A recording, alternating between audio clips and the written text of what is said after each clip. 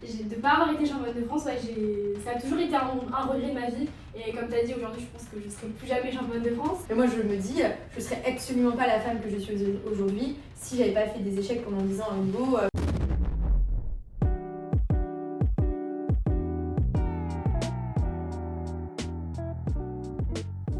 Salut tout le monde, j'espère que vous allez bien. Aujourd'hui, je vous retrouve avec un nouveau concept, le Chess Talk. Un concept où j'invite des joueurs d'échecs pour discuter un peu des coulisses de ce jeu. On va discuter un peu de sujets autour des échecs, mais pas que, vous allez voir que ça va au-delà. Les rivalités, la concurrence, les compétitions, les doutes, les échecs, les réussites, enfin bref, plein de sujets aussi intéressants les uns que les autres. Et pour ce tout premier épisode, j'ai une invitée très spéciale. Parce que je dis spéciale parce qu'en fait elle m'a beaucoup marquée, ça a été l'une de mes plus grandes concurrentes quand j'étais plus jeune, quand j'étais à fond dans la compétition. Maëlys, bonjour. Salut. Comment vas-tu? Ça va? Ça me fait trop plaisir de te voir. Oui, et comme je te disais tout à l'heure, honnêtement je pensais ne jamais te revoir. Moi non plus. Et encore moins pour faire ce genre de contenu. Donc non, très contente. Oui, de même. Mais du coup tu viens pas de Paris en plus, donc j'ai la chance de te voir là. Ouais, pile au moment en plus, tu m'as envoyé ça, j'étais pile à Paris sur ce moment-là, donc parfait quoi. C'était la vie qui voulait. Trop cool. Bah écoute, Maëlys, moi je te propose de te présenter, tout simplement. Okay. Pour ceux qui ne te connaissent pas, je sais que tu t'es lancée sur les réseaux. Ouais. Tout simplement Maë sur les réseaux, je mettrai tes liens en barre d'infos. C'est gentil. Mais donc voilà, je te laisse te présenter, nous raconter un peu ton rapport avec les échecs. Ok.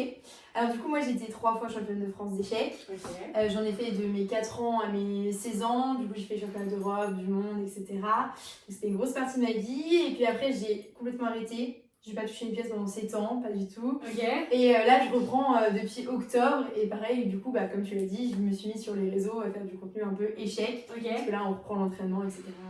Donc là, tu fais des études en même temps. Ouais.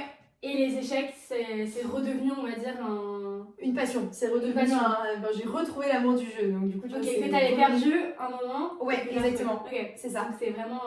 ça se perd pas en fait. Oh, bah non, ça revient. Moi, je pensais que ça se perdait, mais en fait, non. Je pense que quand on a trop fait à un moment donné à haut niveau, tu vois, ça reste aussi dans tes veines. Et mais moi, pour commencer, en fait, pour mettre un peu de contexte, j'aimerais raconter en fait pourquoi je dis que t'es si spéciale à mes yeux. C'est que, en fait, tu m'as beaucoup marqué quand j'étais plus jeune. Ce qui s'est passé, c'est que la première année que j'ai commencé les échecs, j'étais en poussine deuxième année. Et j'avais fait toutes les compétitions, toute l'année, et je raflais tous les tournois.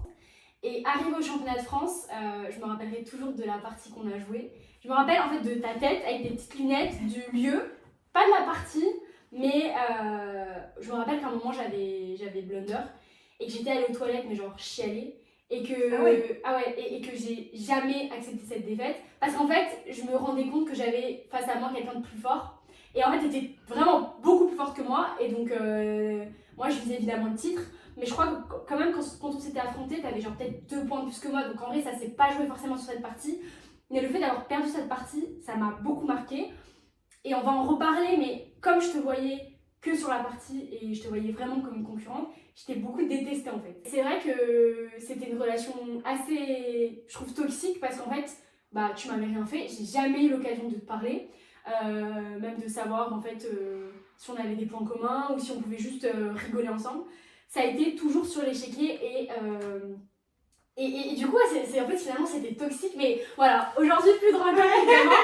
Et c'est vrai que quand je parlais de toi, et je sais pas, il y avait que toi en particulier, c'était un trauma, genre. Et voilà, je devais te le dire.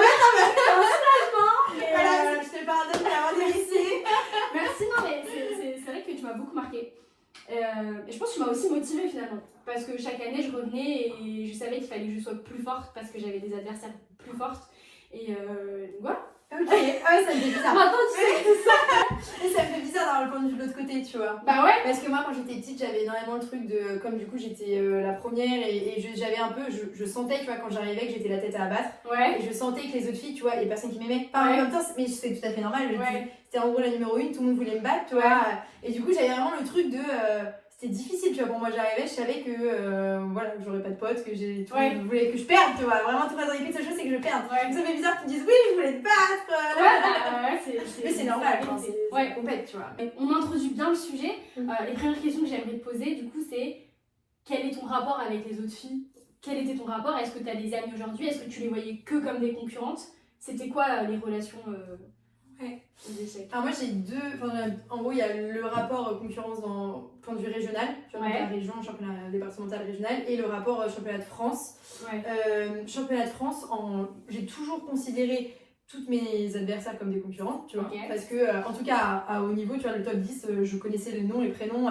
C'est pour ça quand j'ai vu ton pseudo, j'ai dit à mes parents, ouais, parce que mon père il connaissait tout le nom des concurrents, tu vois, et je lui dis, je savais pas son nom de famille, il me dit ouais papa et tout, il y a une Sarah, je dis ce serait fou que ce soit Sarah et là, et il me dit ouais et tout, la coïncidence, je me rappelais de son prénom, tu vois, il y a des noms que j'oublie pas, et pourtant j'ai une mémoire des prénoms horrible. Bref, donc tu vois, toutes les top 10 c'était mes concurrents, je connaissais leur jeu entre guillemets, donc du coup je les considérais comme ça. Après je me suis quand même créé des amitiés entre guillemets, ça a duré le temps d'un tournoi et le championnat de France avec, je te l'ai dit, du coup il y a eu Chantilly, il y a eu Juliette, il y en a 2-3 parce que tu vas faire le championnat d'Europe avec, que ça crée des liens, mais il y avait toujours ce rapport de ok, on peut être potes, on peut rigoler ensemble et se parler, par contre tu sauras pas ma vie intime, je te dirai pas mes faiblesses parce qu'à tout moment dans une partie d'échecs ça peut se retourner contre moi, je te dirai pas mes lignes, je te dirai pas ce que je joue, je te dirai pas mon entraînement, donc tu vois il y a un peu une amitié où ok on est potes, on rigole ensemble, mais il y a quand même des limites, tu vois, tu contrôles un peu parce que ça reste tes concurrentes, qu'une année sur deux ça se joue pour le titre et que ça peut jouer sur un détail, tu vois, donc il y avait ce truc là, mais en France, en tout cas, je considère que j'avais beaucoup plus. Tu vois, au début, c'était compliqué.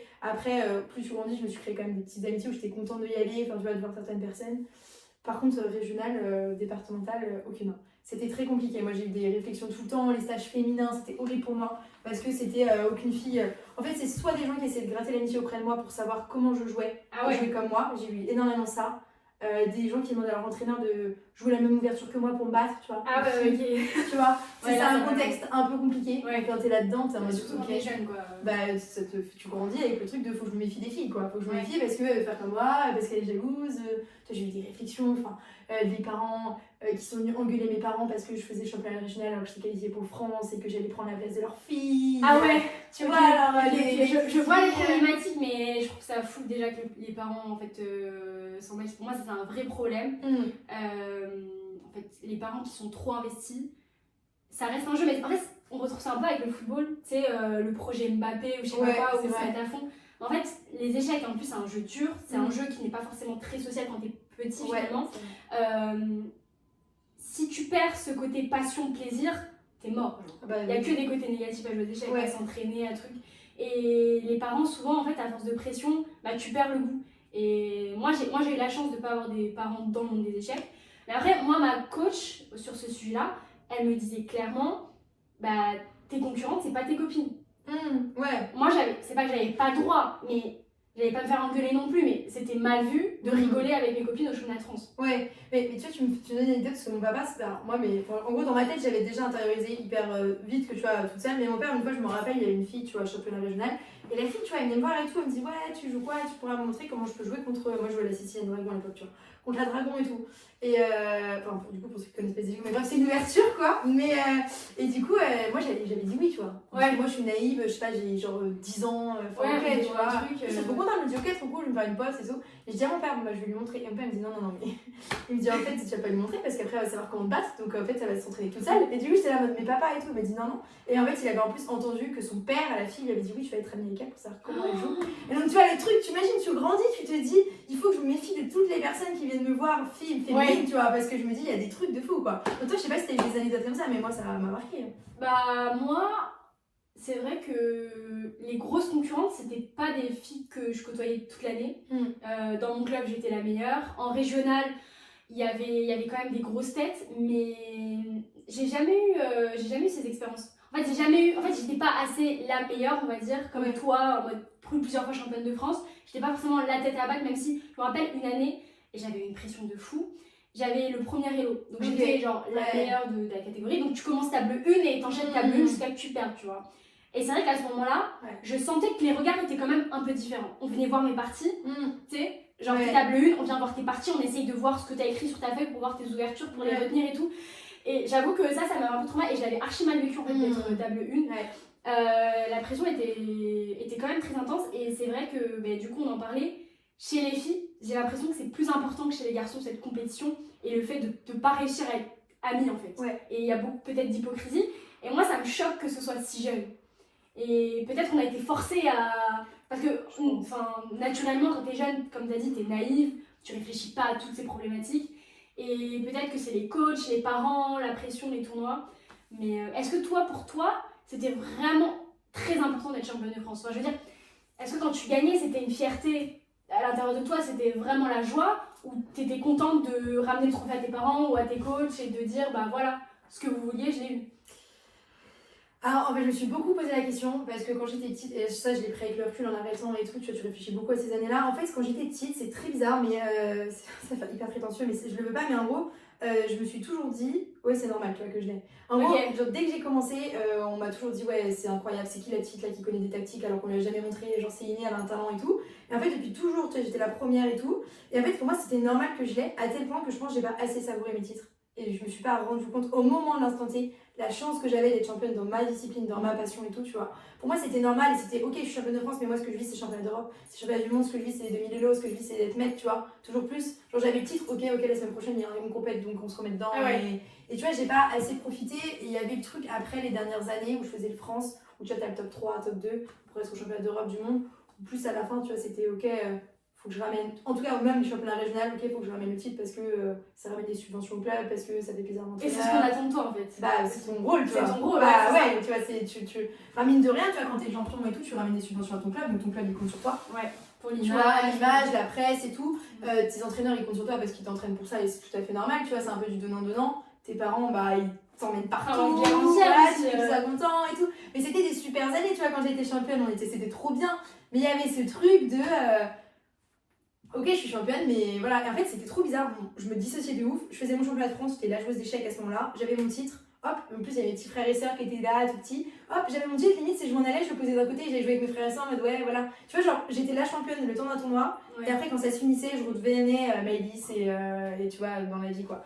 Mais aujourd'hui, avec le recul, je me dis, heureusement que je l'ai eu parce que tu vois, j'aurais eu cette frustration. Tu vois, là, aujourd'hui, je me dis, j'ai plus du tout niveau d'être championne de France, tu vois, adulte. Mais ça me manque. Et là aujourd'hui, tu vois, si jamais demain je veux un objectif d'être ok championne de France et tout, là c'est vrai, le jour où je le réussis, tu vois, si j'ai réussi que ok. C'est drôle que tu dis ça parce que je l'ai jamais dit, mais ne pas avoir été championne de France, ça a été une grande frustration dans ma vie. Mais peut-être que c'est le cas de plein d'autres filles qui ont joué à haut niveau. Moi j'ai été deuxième, j'étais quatrième, cinquième, sixième, je crois. La deuxième, c'est deuxième, c'est un peu la place du con. En vrai, dans le troisième, je pense que c'est pire. Parce que troisième, t'as pas de. T'es quoi? T'es troisième. À la limite, deuxième, t'es vice-championne. Bon, il y a championne dedans. Moi, ça peut passer. Parfois, je disais j'étais vice-championne. Les gens ils disaient ah, t'es championne. Et ils retenaient ça. Et moi, je répétais mais non, j'ai été deuxième, etc. Mais c'est vrai que de pas avoir été championne de France, ça a toujours été un regret de ma vie. Et comme tu as dit, aujourd'hui, je pense que je serai plus jamais championne de France. Du coup, 3 fois championne de France, t'as quand même le mérite de le dire. Et en vrai, c'est stylé. Ouais, puis en vrai, il y a eu le truc où là où j'étais fière, c'est que tu vois, il y a 9 rondes, du coup, j'ai gagné les 9, les 3 fois de suite. Ah ouais. Donc il y avait un peu, à ce moment-là, je crois que j'avais le record d'avoir gagné plus de parties 3 années de suite en championnat. Et en fait, je me rappellerai toujours, et ça, tu vois, j'étais fière, c'est que, ok, premier championnat, je fais 9 sur 9, incroyable. Enfin, tu vois, j'étais pas attendue, entre guillemets. Voilà, ok, deuxième, pareil. Enfin, je me rappelle, l'entraîneur et mes parents m'avaient dit, bon, ok, l'année dernière, tu l'as fait. Là, cette année, ça va être différent. Les filles, elles s'acquittaient avant d'être préparées, 9 sur 9. Ouais. Moi, à un moment donné, je leur dis, bon. Et tu vois, l'année encore d'après, ok, 9 sur 9. Et du coup, je me suis dit, et il y a eu, et ça m'a apporté énormément de défauts. Du coup, 3 années de suite, tu vois, j'ai 9 sur 9, je suis championne. Du coup, tu te relâches, entre guillemets. Parce que du coup, tu te dis, ok. Et du coup, je me suis moins entraînée. L'année d'après, je me suis pris un tollé. Je suis finie 3e, 5e. Et là, ça a été dur. Tu vois. Je me rappelle, un championnat, je finis 5e. Et je dis à mes parents, normalement 5e, tu montes sur le podium. Tu vois, t'es appelée à la fin et tout. Et t'avais honte? Et ouais, j'ai dit à mes parents, j'y suis pas allée en fait. J'ai dit, j'y vais pas. Mes parents, ils me disent, mais je me rappellerai la discussion pendant 1 heure. Ils disent, faut que tu y ailles. 5e, c'est hyper bien, tu te rends pas compte. Moi, j'étais tellement dans mon truc, je dis non, c'est mort, j'y vais pas, c'est la honte, j'ai fini 5e, j'ai fait un tournoi de merde, c'est hors de question que je me montre et tout, tu vois. Alors qu'en soit 5e de France, c'est incroyable, tu vois. Bah oui, c'est déjà énorme, t'as un trophée, tu montes, tu montes, voilà, tu peux être repêché peut-être pour aller en championnat d'Europe et du monde, enfin, c'est une fierté quand même, tu vois. J'ai fait une partie il y a pas longtemps, ça me fait rire. Et en gros, j'avais une montre et on peut voir mon battement du cœur, bref. Et j'allais faire un sacrifice, tu vois. Et mon cœur il est monté à 178. J'étais au repos. Mon cœur il est monté à 178 au moment où j'ai fait le sacrifice. Je me suis dit, hey, on me dit que c'est pas un sport alors que je cours. C'est comme si je courais. Tu vois. C'est limite, je vais aller dans le rouge et tout. Mais bon, enfin voilà, tu vois. Mais moi, je considère ça comme un sport parce que les compétitions que je faisais, déjà, moi j'avais un régime alimentaire. C'était full féculents, poisson, chocolat noir et tout. Ah si, en vrai. Enfin, c'était pas le truc drastique, mais tout pour optimiser le cerveau. En tout cas, j'avais une alimentation pour ça, tu vois. Après, je sais que les championnats de France où j'ai excellé, c'était ceux où il y avait, En fait, je pense que ça m'a énormément aidé d'avoir un petit frère et une petite sœur avec moi sur les compètes parce que quand je rentrais, tu vois, ça me déconnectait. Et du coup, souvent le matin, t'as la prépa de ton championnat et après t'as la ronde, quoi. Et enfin, de ta partie. Et moi, le temps du midi, je mangeais, donc c'est mes trucs, je faisais une mini sieste pour reposer le cerveau. Et après, j'allais jouer au ping-pong, tu vois, avec mon père ou mes frères et sœurs. Et en fait, juste ça, tu vois, mine de rien, c'était du sport, j'aérais mon esprit. Et après, t'étais trop bien. Pour moi, c'est hyper important. Moi, je considère les échecs comme un sport. Moi, j'ai pas honte de le dire, tu vois. Mais quand t'étais petit et que tu disais, ouais, je fais des échecs, c'est un sport, les gens ils sont là, non, mais c'est pas du tout un sport. Voilà, la blague que j'ai toujours eu, que voilà, c'est physique, t'entraînes, t'as le doigt musclé. Ouais, voilà. Mais moi, je réponds plus maintenant, je suis en mode, ouais, qu'est-ce que mais après, enfin, disons que je peux comprendre. Oui. Je peux comprendre. Que ce soit étonnant parce que même les échecs, en fait, finalement, les gens pour qui c'est vraiment un sport, c'est ceux, pour moi, qui font vraiment la compétition. Ouais, j'avais plaisir. Et donc, il y en a très peu. Ouais. Il y a beaucoup de joueurs d'échecs, il y en a très peu qui font la compétition. Oui. Et oui, si tu vas dans un bar jouer, c'est pas un sport. Non. Ouais. C'est une activité, c'est un plaisir, c'est un jeu. C'est un jeu. Mais quand tu rentres dans les compétitions, ça devient vraiment un sport. C'est exactement ce que je dis. Dis-moi, pour moi, les échecs, il y a plusieurs visions. Il y a ceux qui en font en amateur, tu vois, il y a ceux qui en font dimanche, il y a ceux qui en font dans les bars, il y a ceux qui font de la compète à haut niveau. Je dis, c'est pas du tout la même chose. On va faire une compète et tout, va faire un championnat de France. Quand tu vises un top 5, un top 10, tu vas voir à quel point c'est un sport, tu vois, à quel point tu optimises tout, tu vois. Mais c'est toujours pareil. Mais ça, je pense que tu t'en rends pas compte tant que tu l'as pas vécu. On a parlé du sujet d'être une fille, etc. Ouais. Qu'est-ce que t'en penses, toi, des catégories filles-garçons dans les échecs? Alors, j'avoue que je suis un peu mitigée. Enfin, je trouve que ça faudrait tendre, tu vois, à ce qu'il y ait une mixité déjà, ne serait-ce pour qu'il y ait une meilleure inclusion des filles dans le monde des échecs, qu'il n'y ait pas ce truc de les filles sont moins fortes que les garçons. Il y a un peu ce truc où on sous-estime les filles du coup aux échecs, et peut-être même les filles, elles n'ont pas envie de, tu vois, les stigmatiser dans une case. Après, c'est vrai que moi, je sais que quand je m'entraînais, à l'époque, on me faisait jouer dans la catégorie des garçons pour m'entraîner, parce qu'il y avait un gap de, la première France, elle était 1500, le premier France masculin était 2000. Peut-être proposer une possibilité, tu vois, d'un truc mixte, un truc féminin, je sais pas. Je pense qu'il faudrait garder un peu le féminin quand même, pour pas dégoûter les filles. Mais il faudrait essayer de tendre vers un truc de mixité. Je sais pas du tout comment ça peut se faire, et je pense que c'est pas du tout maintenant, c'est peut-être dans les années. Peut-être que ça va se développer avec l'essor des réseaux sociaux, des figures féminines sur les échecs dans les réseaux, peut-être qu'il y a plus de filles, il y aura plus d'entraînement, je sais pas. Moi je pense que ça passera aussi par ça, tu vois. Inoxtag, il a donné énormément de visibilité aux échecs, et je me dis, si imaginons il y avait un Inoxtag version féminin en France, je me dis ça pourrait être fou pour les filles, quoi. Ce qui pourrait arriver. Et donc du coup, toi, la hype des échecs en ce moment, tu penses que ça va durer ou c'est éphémère, on va dire et... Parce que c'est vrai que les échecs en ce moment, on en entend beaucoup parler. Depuis le Covid avec la série, là, le jeu de la dame, voilà. Plus, comme tu as dit, Inoxtag, Julien Song, plein de créateurs de contenu, Bitstream, etc. Qui sont vraiment, vraiment balèzes. Enfin, moi, je trouve qu'ils font du contenu archi quali. Et donc, c'est vrai qu'il y a une grosse hype. Mais en même temps, bon, du coup, tu me dis ce que tu en penses, mais en même temps, de jouer aux échecs, ça a toujours été stylé en vrai. Oui. Les gens peuvent penser que ouais, c'est un truc d'un télo, ça fait un peu bouffon entre guillemets. Mais en fait, moi personnellement dans ma vie, ça m'a beaucoup servi et ça a toujours été, on m'a toujours donné une bonne image parce que aussi j'étais joueuse d'échecs et que ça fait la fille intelligente, la stratège, tu vois. Et en plus, comme t'es une fille, ça fait un peu la warrior, la guerrière, la compétitrice. Et c'est vrai que c'est rare, c'était rare en tout cas quand t'étais jeune chez les filles. Mais donc finalement, ça a toujours été stylé de jouer aux échecs. Je pense qu'il y a de plus en plus de gens qui s'y mettent. Mais donc toi, tu penses que ça va continuer de grossir et d'être une hype? Ouais, moi je pense. En fait, je pense que déjà depuis le jeu de la dame, ça fait que grossir. Ouais. Que là, Inoxtag, il a fait exploser. Que Julien Song, Bitstream, ça a fait exploser. Donc moi, je pense que ça va continuer de grossir pendant quelques années. Et que si ça prend bien partout, après, ça pourrait être devenu, en fait, tu vois...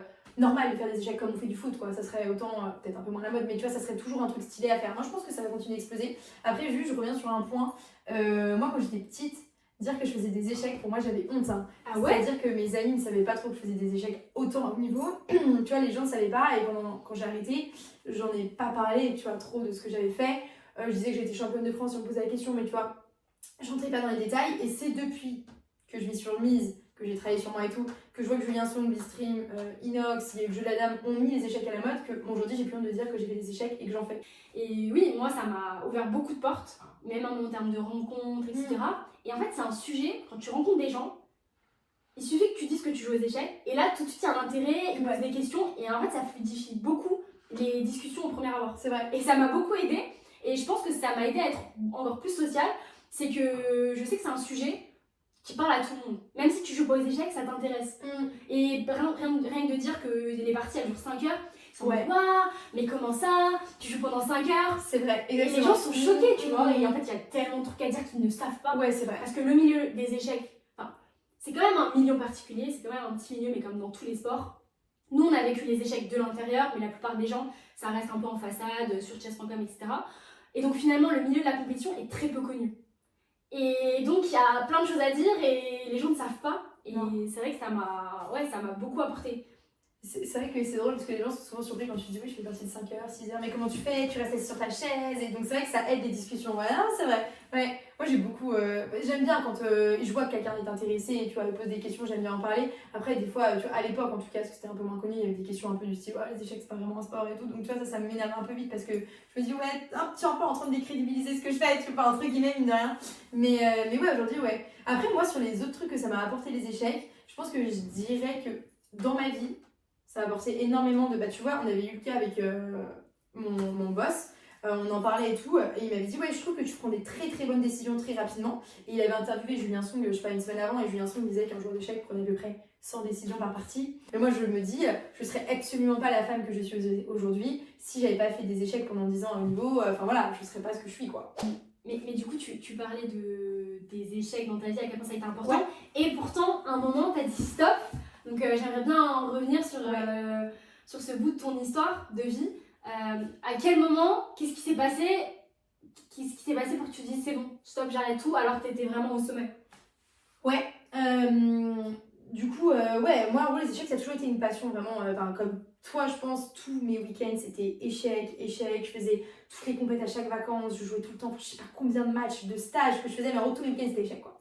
Donc tu vois, tu fais ça pendant 10 ans de ta vie, et en fait il y avait à un moment donné donc les 3 titres, championnat d'Europe, championnat du monde, il y a eu même top 3, des fois j'étais repêchée, donc top 3 ça va, tu vois, top 5 et tout, donc tu vois.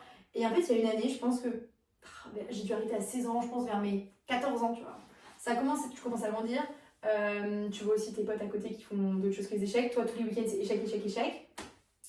Et en fait, j'ai commencé à ressentir énormément la pression, tu as toujours la pression quand t'es entre guillemets dans le top et tout, tu vois, t'es toujours obligé de garder. Et en fait, je me suis rendu compte qu'au bout d'un moment, je jouais parce que, ok, je vais faire cette compète parce que je dois la faire. Je dois faire ces matchs en équipe parce qu'il faut que je joue. Je dois faire mon entraînement parce qu'il faut que je m'entraîne. Et tu vois, il n'y avait plus le ok, je le fais parce que j'ai envie de progresser, je le fais ok parce que j'aime trop. Là, c'était en mode il faut. Et en fait, il y a eu trop de il faut. Il y a eu le fait que j'ai extrêmement mal géré. Et je pense qu'à l'époque, tu vois, il n'y avait pas assez de mise en lumière sur la préparation mentale, tout ça. Et t'es petit, tu te construis sur tes réussites, mine de rien, ton estime de toi, tu la construis sur est-ce que je suis championne, est-ce que je gagne, est-ce que les gens sont fiers de moi, est-ce que j'ai fait une bonne perf, et quand tu ne la fais pas, bah, tu te sens nul, tu te sens comme une merde, et tu te dis ok, je vaux rien quoi. Donc tu vois, tu te construis là-dedans. Donc. Et moi, il y avait toute la pression des meufs qui étaient contre moi et tout, entre guillemets, ou en tout cas, moi que j'ai ressenti comme ça se trouve pas du tout autant, tu vois, mais en tout cas, moi je l'ai ressenti comme ça. T'avais les entraîneurs, j'ai eu plusieurs entraîneurs, j'en ai eu 2, et on a eu un qui était un peu plus dur. En termes de manière de parler, tu vois, je parlais, ils me disaient, mais t'as joué comme une merde et tout, tu vois, enfin, tu te fais engueuler vraiment tout le temps, tu vois. Et à un moment donné, je me dis, ok, j'y vais, mais boule au ventre, quoi. Et en fait, c'est très drôle, on va en reparler, mais mon jeu a énormément évolué. C'est-à-dire qu'au début, moi, j'ai un jeu très très agressif, très sacrifice et tout, très tactique. Et en fait, les années où j'ai commencé à ne plus aimer jouer et que j'avais peur de jouer, littéralement, parce que j'avais peur de perdre, et limite, pire que ça, j'avais peur de gagner. Parce que si je gagnais, ok, on allait me jalouser, ok, j'avais encore plus de pression, tu vois. Et du coup, mon jeu est devenu genre un truc hyper timide et tout. Genre, j'avais trop peur, je jouais T4, je jouais un truc super fermé. Tu vois, alors je voulais pas ouvrir les lignes et tout. Et tu vois, je sais plus, championnat de régional, donc toute l'accumulation et tout, j'en ai marre, pression de ouf. Je voulais arrêter déjà. J'avais dit, ouais, je veux plus faire de compète pendant un an, j'ai vraiment besoin de retrouver l'amour du jeu que j'ai plus. On m'a dit, ouais, fais quand même et tout. Ok, j'ai fait. Et en fait, championnat régional, je vise la première place. Normalement, je la gagne chaque année depuis. Je sais pas, 10 ans, tu vois, et je joue contre une de mes concurrentes chaque année, et cette année-là, je perds. Mais je perds parce que, je m'entraînais plus, je me fais une mauvaise game, tu vois, je considère pas qu'elle était meilleure que moi, juste je perds. Et en fait, je m'en vais, je vais analyser, et elle a dit à ses potes, c'est les potes filles de ma catégorie, ouais, mais Elise, et en fait, ça a été, elle a incarné et dit tout ce que les gens me disaient depuis des années et que je n'avais ras-le-bol d'entendre, tu vois, donc c'est pour ça que je me suis autant lâchée sur elle, tu vois. Elle dit à ses copines, ouais, mais c'est une de rire, c'est plus du tout ce qu'elle vaut, elle a plus du tout le même niveau, elle a été championne de France par chance, aujourd'hui elle pourrait plus et tout, tu vois, mais genre un peu méchante et tout. Et en fait, c'est un pote à moi qui m'entend de mon club, et il dit, pas très malin, je venais de perdre déjà, donc t'encaisses la défaite, tu vois, et il vient voir, il me dit, mais du coup là je pète un câble, genre là ça a été trop, j'ai dit c'est trop, c'est pour tout ça que j'ai envie d'arrêter, tu vois, la pression, les gens, j'en peux plus de supporter les critiques tout le temps, tu vois, tu perds, en fait c'est normal pour tout le monde que tu gagnes, Et si tu perds, ça devient un problème. Mais en fait, c'est pas normal que je gagne tout le temps, tu vois. Enfin, tu vois, il y a une injonction à gagner. Si tu gagnes pas, les gens ils viennent te voir. Des fois, les gens ils savent que t'as perdu, t'es en pleurs. Ils viennent quand même te voir. Alors, t'as perdu. Alors, tu sais très bien qu'ils sont contents que t'aies perdu, tu vois. T'as envie de leur dire, mais viens pas me parler, tu vois. Et du coup, là, la gamine, elle passe. La gamine, elle est moche que moi, mais genre, elle passe. Et je me rappellerai toujours, il y avait plein de monde autour, il y avait mes parents. Et ma mère, elle savait que j'allais péter un câble, tu vois. Et du coup, je la vois. Et il y a ses copines. Non, mais la honte d'avoir dit ça. Je lui dis, hé, toi! Non mais j'ai honte aujourd'hui, celui-là c'est l'accumulation, tu vois. Je lui dis, hé toi, je lui dis, ouais, t'as été dire et tout que j'avais plus le niveau qu'avant. Je lui dis, mais la vérité c'est que t'auras beau t'entraîner toute ta vie, t'auras jamais mon niveau, tu seras jamais championne d'échecs. Et genre, je me balance plein la gueule et tout, et elle se met à pleurer. Tout ça, toujours je t'en fais. Ouais, t'as craqué, mais. J'ai balancé tout ce que j'ai. Mais c'est vrai, parce que tout le monde se permet de dire des trucs, mais moi à un moment donné, et j'ai dit à la mère, après ça, je récupère ma coupe et tout. Et j'ai dit à la mère, ok, je retouche plus une pièce d'échecs, j'arrête. Et tu l'as vraiment fait. Et j'ai vraiment fait, ouais. C'est ça qui est fou en fait. Et tu sais que mon entraîneur, il a essayé de me joindre après le tournoi. Ouais, Maëlys, c'est tout, faut qu'on en parle.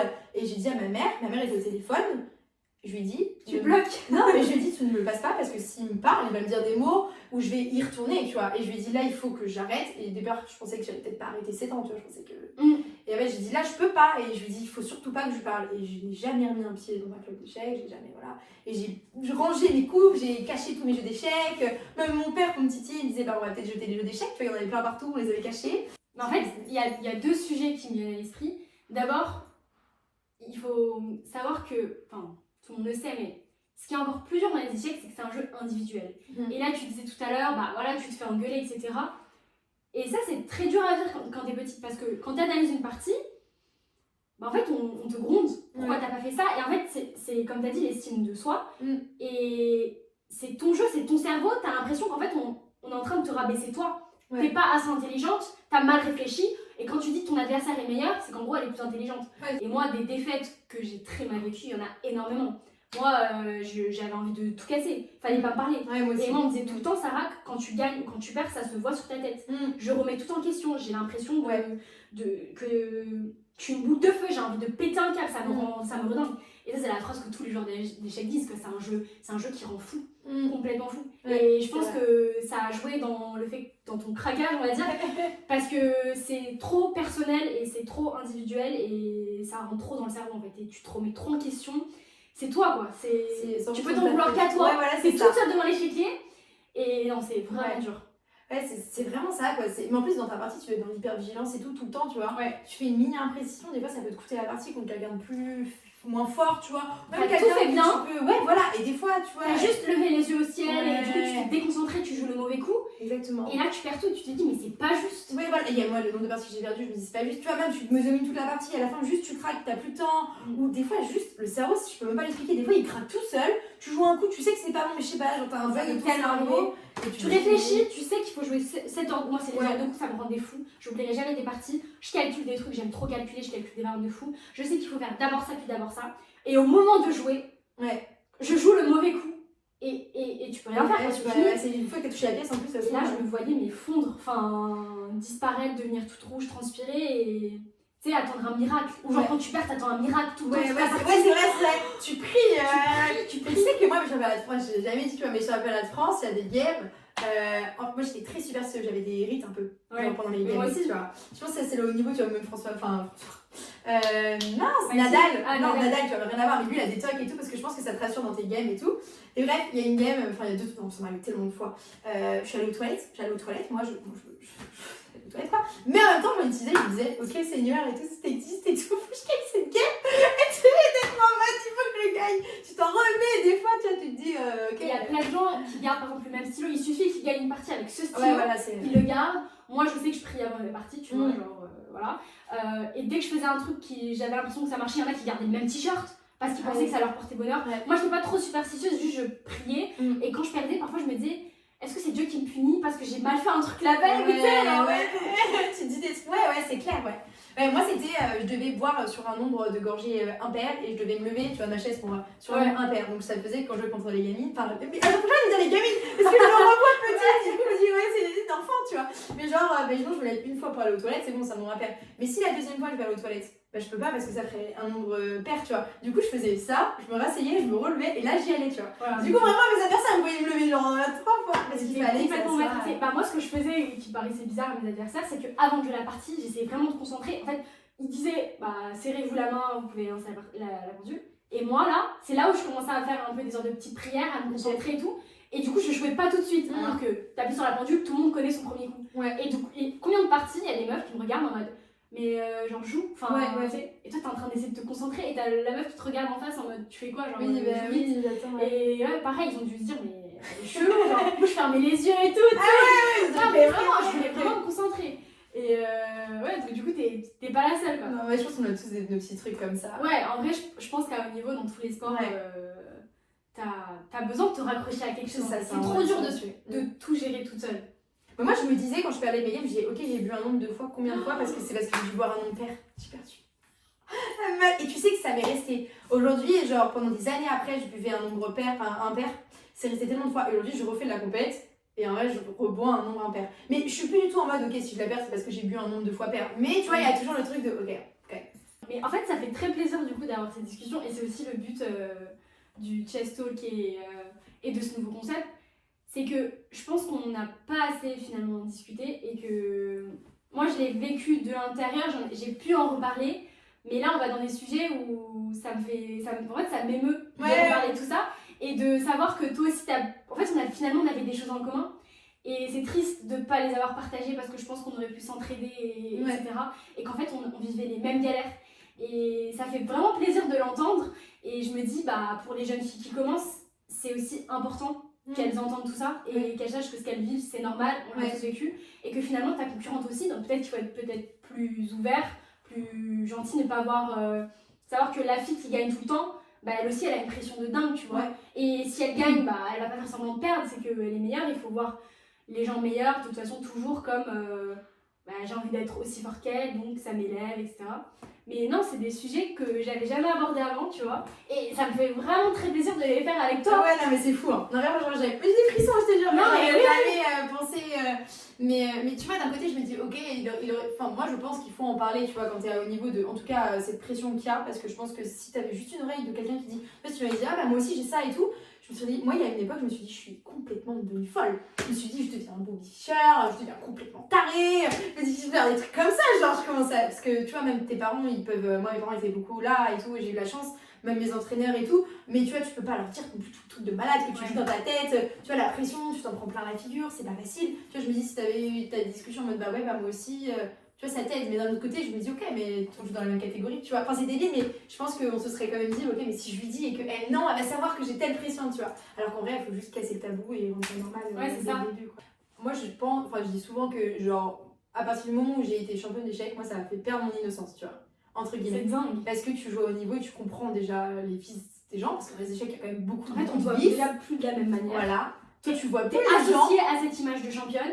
Exactement. Aussi. Ça y est, genre, c'est fini, quoi. Ton nom, il est incrusté. Ouais, voilà, c'est écrit. T'es censé être championne, tu vois, mais il y a le truc et tout. Mais tu vois, alors pour en parler, mais moi, ça fait. Quand j'étais jeune, du coup, vu qu'on associait Maëlys, ok, triple championne d'échecs, tu vois, on me présentait dans les tournois, Maëlys triple championne, on me présentait aux gens comme ça. C'est un truc que j'ai énormément intériorisé et pendant mes 7 ans que j'ai arrêté, j'ai essayé énormément de déconstruire le fait de Maëlys, c'est pas qu'une championne. Genre, Maëlys, c'est pas une championne, tu vois. Demain, si je suis pas championne, si je gagne pas une game, ok, c'est ok. Et c'était hyper dur pour moi quand j'ai repris là, de me dire, ok, si je perds cette partie, c'est ok, je resterai Maëlys, mes titres, on va pas me les enlever, je les ai mérités. Tu vois, il y avait un peu le truc, peut-être j'ai eu la chance, et en fait, non, mais enfin bref, tu vois, tu as ce truc, tu te construis, de me dire, ok, je ne suis pas que mes victoires, que la championne, quoi. Mais quand on te le répète tout le temps, c'est compliqué. Tu vois, après se dire, ok, je ne suis pas que ça. Et est-ce que tu penses que si tu avais continué, que tu n'avais jamais arrêté, tu aurais atteint des niveaux monstrueux, mondiaux, etc. Ça a été. Pareil, j'ai jamais trop dit, mais en gros, quand j'ai arrêté, pendant 1 an, mais j'ai limite hésité à aller voir. Même mes parents savent pas, tu vois. Si vous regardez ça, ils vont dire, mais quoi? Salut maman. Mais j'ai hésité à aller les voir et leur dire, ouais, il faut que j'aille voir une psy, parce que pendant 1 an, j'ai vécu une vraie torture mentale. Okay. Tous les jours, je me disais. Genre, tu devrais reprendre, genre tu devrais être au top niveau, pourquoi t'arrêtes? Et tu sais, il y avait genre les 2 voix vraiment, mais j'ai jamais ressenti un tel niveau, tu vois, intense, de faut que tu continues, tu peux faire ça, et l'autre qui me dit non, faut que t'arrêtes, tu vas péter un câble, et l'autre, mais non, on peut y arriver, et si t'arrêtes, c'est dire que t'es nul, et que c'est pas une championne, 15-16 ans, quoi. Ouais, voilà, tu vois. Et pendant 1 an, ça a été une torture mentale tous les matins, tous les soirs non-stop et tout, et du coup, après, je me suis mis dans autre chose, enfin bref, pour m'occuper, et du coup, pendant 7 ans, tu te demandes, tu vois. Tu te dis, ok, si j'avais continué, où j'en serais. Moi, je pense que si j'avais continué avec un entraînement, avec une meilleure stabilité mentale, avec un meilleur suivi psychologique, tu vois, en termes d'une prépa mentale, tu vois, avec... accepter la défaite. Exactement. Mais ça, tu vois, ça s'apprend avec le temps ou avec une prépa mentale. T'en avais pas à l'époque, enfin, tu sais pas comment gérer. Mais surtout, on n'en parlait même pas. Non, on n'en parlait même pas. Moi, de l'aspect psychologique. Alors que c'est hyper important pour moi, les échecs, encore plus que dans les autres sports, tu vois. Je me dis, si j'avais eu tout ça, ouais, j'aurais pu être maître, tu vois, facilement. Tu passes le cap, tu vois. Je me dis, 7 ans d'entraînement comme c'était à l'époque, tu peux le faire. Mais après, je me suis dit, ça c'est un peu le regret, tu vas te dire, on sait jamais. Mais après, je me suis dit, je suis fière de la personne que je suis devenue et je ne serais jamais devenue aussi épanouie en ayant aussi confiance en moi dans ma vie sans les échecs si j'avais continué pendant 7 ans. Et peut-être pas été plus heureuse, t'avais été. C'est exactement ce que je me dis, voilà. Je me dis, j'en serais pas là, tu vois. Et aujourd'hui, je suis très contente de l'histoire de ma vie, entre guillemets, tu vois. Mais là, je reprends, je suis en mode, ok, bah à l'époque, tu pouvais pas mentalement, maintenant, on va essayer de voir où tu peux aller en étant stable, tu vois. Après, moi, j'aimerais bien faire un open où il y a des. Enfin, un open dans ce coin où il y a des mecs quand même, où il y a entre filles, tu vois. Ouais, pas forcément un truc où il y a que des filles, avec les girls. J'ai jamais aimé les compétitions où il y avait que des filles, tu vois. Enfin, ouais, jamais la France, mais tu enfin, vois, des mecs, mais tu vas avec tes potes filles aussi. Je sais pas, il y a un truc, même tu te sens un peu girl boss en mode, ok, les gars, on est là. Mais surtout, en fait, comme on est moins forts que les garçons, mais les garçons, encore une fois, ils nous tirent vers le haut. Ouais, complètement. Ah, bah oui, moi quand je rencontre un mec qui est plus fort, je me donne, enfin, je sais pas si je me donne encore plus, mais. Si, ouais, il y a une sorte de rivalité, t'as un truc où t'as envie de prouver que t'es capable, tu vois, parce que, bon, je t'ai pas posé la question, mais il y a un peu de. Enfin, il y a peut-être beaucoup de sexisme dans les échecs, et comme tu m'avais dit tout à l'heure, tu t'es déjà pris des remarques en mode. Ah, mais genre, je joue contre cette fille, et le mec il deg de jouer contre une fille, tu vois. Ou alors, c'est encore plus dur pour lui d'accepter la défaite contre une fille que contre un mec. Et ça, c'est beaucoup arrivé.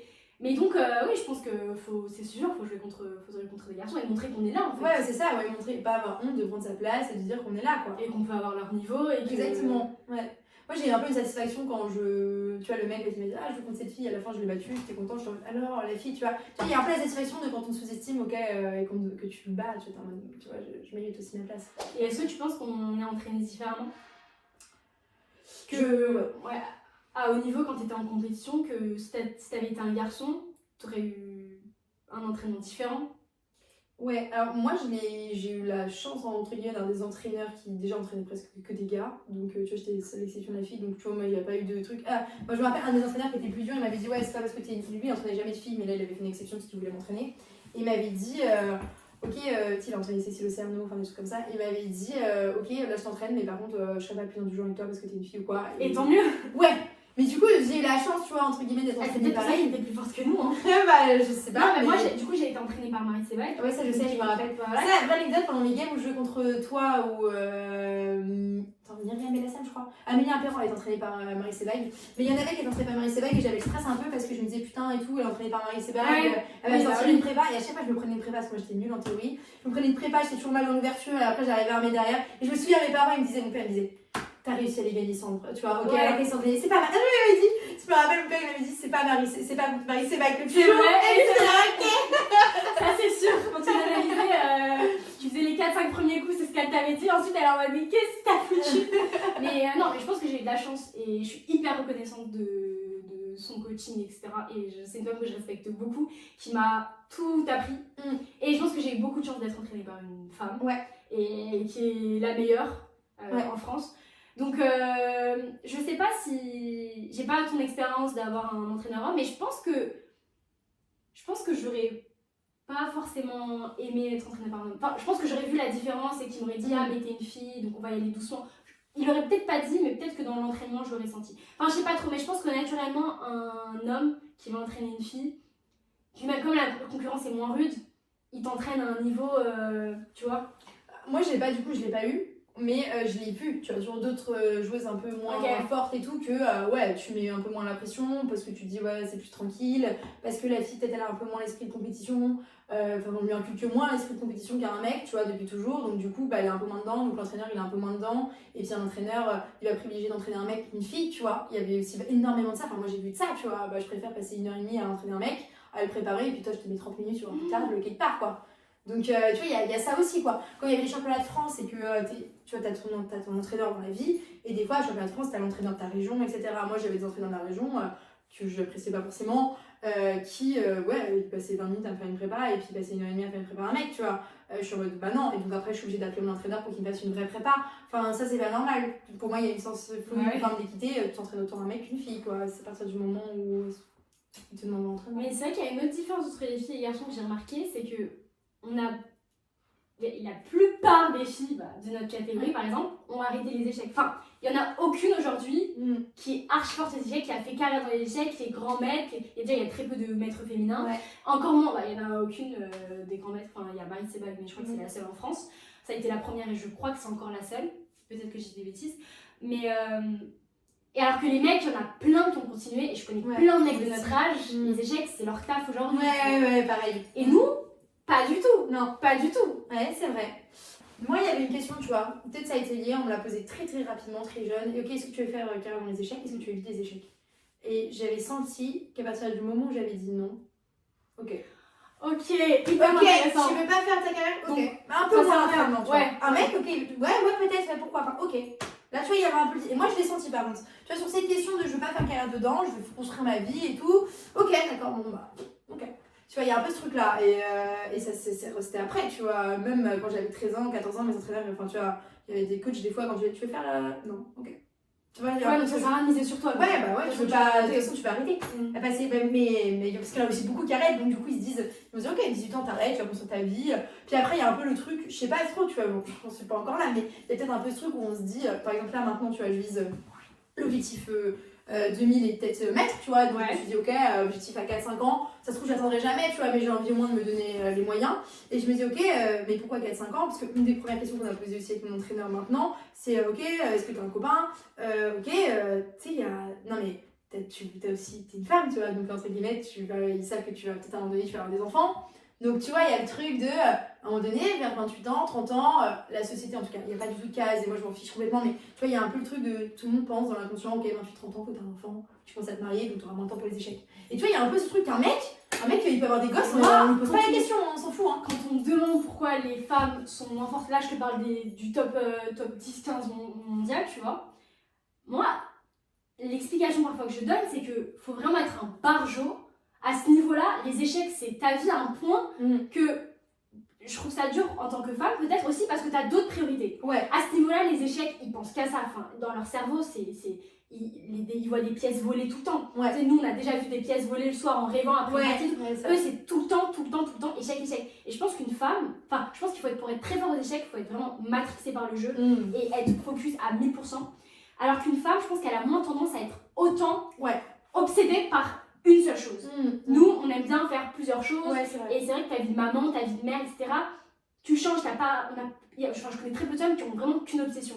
Et c'est vrai que celles qui ont atteint de très haut niveau dans le sport, par exemple, je pense à Serena Williams, je sais que son entraîneur, j'ai vu pas longtemps une interview qui disait, qui lui avait dit, mais à ce niveau-là, tes enfants, ça doit pas être ta priorité. Je me rappelle, ça m'avait surprise. Si tu veux vraiment être la meilleure, c'est que le tennis qui compte. Et plus que ta famille, et ça, pour une femme, c'est bien plus dur à accepter et à vivre qu'un homme, tu vois. Je pense que ça peut être une explication, parce que vraiment, pour atteindre les niveaux de Carlsen et tout, pour moi, c'est une obsession. Ouais, je pense que c'est ça. C'est une forme de... Mais du coup, tu enlèves toute ta vie à côté pour ça. Et tu vois, faut être prêt à ça. À sacrifier, en fait. On est moins... Puis nous, les filles, je crois, après, revérifier les statistiques et tout, mais on a un cerveau on peut faire plein de choses en même temps, tu vois. Et on aime bien. Alors qu'un mec, il peut être focus. Moi, je vois des mecs aux échecs qui sont obsédés pour comprendre les finales de tour, les finales de tour. Ils peuvent en passer une semaine et demie dessus. Moi, franchement, ça me gaffe, tu vois. Une semaine et demie que dessus, non, tu vois, je veux autre chose. Et eux, ils sont là-dedans. Nous, il y a aussi un peu les questions de... Faut qu'on se construise notre vie, quoi, entre guillemets. Donc, il y a un peu ce truc-là. Mais ouais, c'est vrai. En tout cas, merci d'avoir regardé la vidéo jusqu'au bout, j'espère qu'elle vous aura plu. N'hésitez pas à vous abonner, à liker et à commenter. Dites-nous si vous avez des expériences ou si vous vous êtes retrouvés dans ce qu'on a raconté. Et puis voilà, je vous dis à la prochaine, je vous fais des gros bisous. Maëlys, merci. Merci à toi. Ciao.